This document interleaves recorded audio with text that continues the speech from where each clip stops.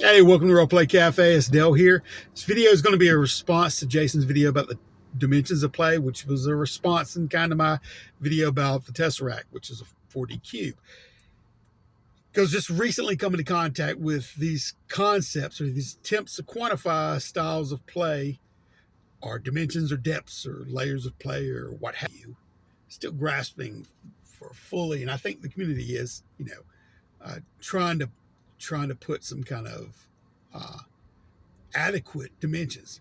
Maybe a lot of it's just based on like gut intuition as far as like how you could partition off the different styles of play that we've seen manifest itself throughout the whole of role playing's history.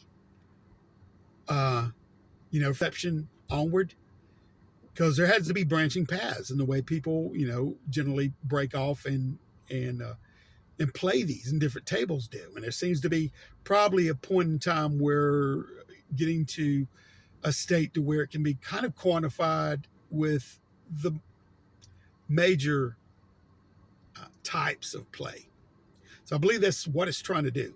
From the 1D, which is beer and pretzels, if you want to nutshell it that way, and very casual, to where people are just there to roll dice and listen to the DM narrates you a story, like choose your own adventure, and then what do you want to do, or roll the dice here, or whatever, which may be really appropriate for people that are kind of wallflowers or just want to, be not really active participants, but more observers of what's going on with minimal participation. I believe that participation and how people want to put themselves in it has something to do with these styles of play. Two, I'm not really overly sure of the gradient that leads to two. I know progressively the needle dips toward more of a dependence on the players being more involved and engaged in play and having more responsibility. Okay. The third 3D to me is probably what some may typify as is like real role play, where the player plays a character in character as character solely. And to me, I mean, maybe 2D would be a mixture of that and a little meta talk and player dialogue. Otherwise, middle ground. But then the 3D goes to where the characters are totally strictly enforced to play that way, which, like I said, it seems to me is not really. It's more of a detractor to fun. If you're going to be so mindful of that, you can't.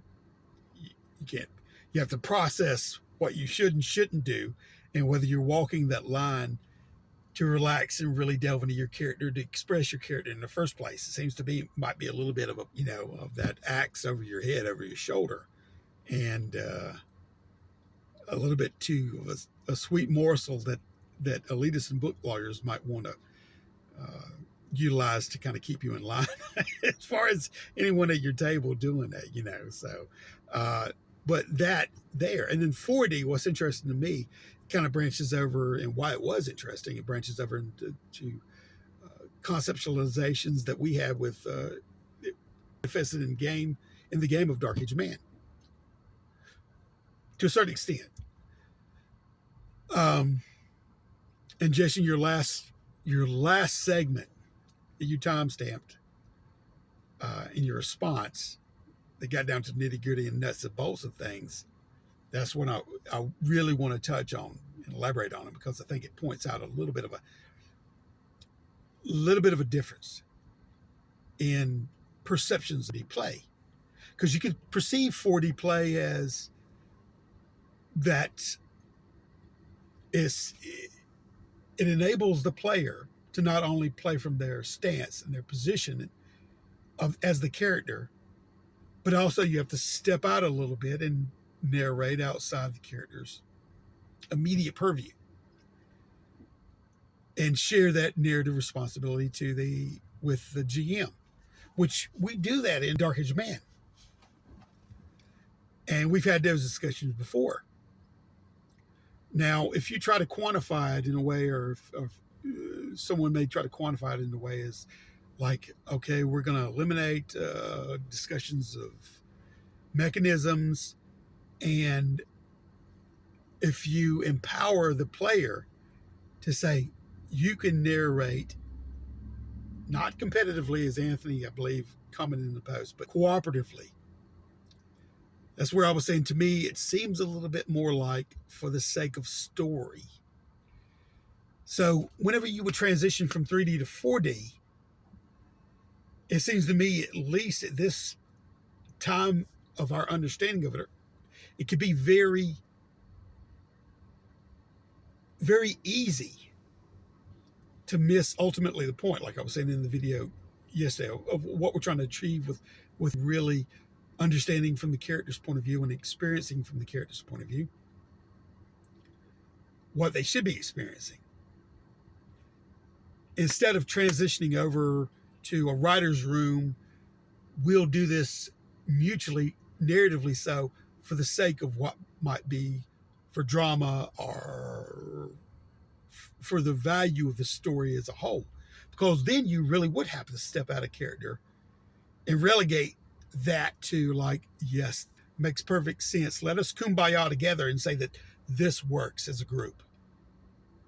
Now, that's on the more extreme end of saying this. This is what I'm still trying to grapple with. When we do this in Dark Age Man, like I said before, you narrate, the character has to narrate within their arm's length.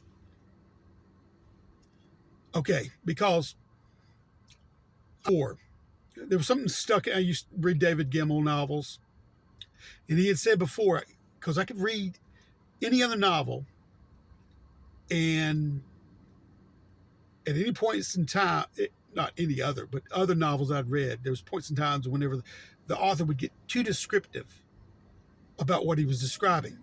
And David Gemmell said, you don't really need to do that as an author. When they walk into a room, you can say library, because everybody's going to pitch it. Everybody isn't, they're going to pitch it inside their head. All right. So now we come to when we're role playing. When I say narrating your arm's length, you don't want to, as a GM or presenter, overstep your agency and squash that or squelch that with the player, who is dependent upon their imagination, in large respects, whenever you are playing 4D, to set themselves in the environment and what they're seeing. Whenever you have to stop and pull back and you have to ask questions, what am I seeing? This is that little transfer state. You can still work from that operandum, where you're asking, and then you can visualize what the GM or presenter's telling you, and you can say, okay, oh, this is what I'm seeing, and this is how I'm going to react to it. Okay, may take a little longer like that, but we say, and I believe that some of the 4D guys said it expedites things, right? So we lend that. As a presenter in Dark Age of Man, we have this mutual symbiotic relationship with the player, to where when they express what they're seeing, it not only informs the table at large, and it more defines in the mind's eye what's going on in a certain circumstance or situation with everyone at the table, as things are described and is self-populating the area or the environment at the table. It also provides to the presenter and others at the table information that can be utilized and implemented. So it serves as that purpose, is giving really a more grist for the mill, more to draw off of and to play off of, and not so much of a burden, as it were. So it's not really detrimental to play. And to me, what you said about the omnipresence of the player, so you aren't really playing in character as character, I would suggest that it doesn't break my in character immersion by me being able to expound minimalistically what I'm envisioning as a player. What would more so break that in character to me is if I can't, and have to put a pause button on a description of a GM or presenter to describe to me. If I can't have at least some leeway into describing too that, like I said, handshakes with the presenter, and there's a skeletal thing, and we fill out what is there. That's more satisfying, I would submit, to a player, because you don't have to be mindful of always retreating or pulling back or saying, like, I can't say this. But certain things should be in the purview of the player to have, at least in my estimation, the ability to say things that matter. So to me, it doesn't take me out of the in character as character so much as would limiting me from doing that. So I think it's a natural extension of the character. That's why, I would say within arm's reach. This is what you can change. So not only to me can you say, like, this is what I intend, this is what I'm there. And granted, I'll say, like, if you're in the broom closet, I'm reaching for the broom. The presenter always says, like, should be one there, but it's not there. But that assumption that I make as a character that one's there, I get to express that. This is a small example, but if I pull back and say, are there any brooms or whatever? So it's just that freedom and that liberation to be able to express something that should be there allows me to actively move with that we're all in at the table. So I think it's a natural, healthy extension of the player to do that. Now, granted, I totally wholeheartedly agree that you can't go beyond certain things. And like I said earlier, the agency of when you do overstep your bound or step on a toe or whatever in this dance that we're all at the table.